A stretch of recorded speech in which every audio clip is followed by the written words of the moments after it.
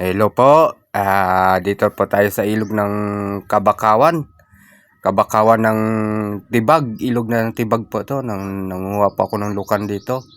Karamihan dito ay yan, dito po ang lukan na kinukuha ko. Marami po akong kinukuha ng lukan dito. Nilalagay ko po ito sa sako. Ang karamihan po dito hanap buhay ng mga tao dito. Babae man lalaki.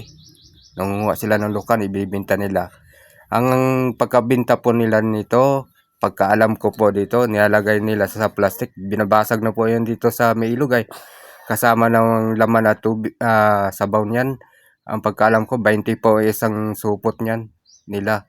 Hindi, pag nakalima ho, yan, 100 na rin ho. Ilang, 2 kilong bigas na ho yan. Kaya yan ang hanap buhay ng mga taga rito sa Tibag ng Kabakawan. Kaya maraming salamat mga followers na i-follow niyo ako sa panguha ko ng lukan. Maraming salamat po. Magandang hapon po.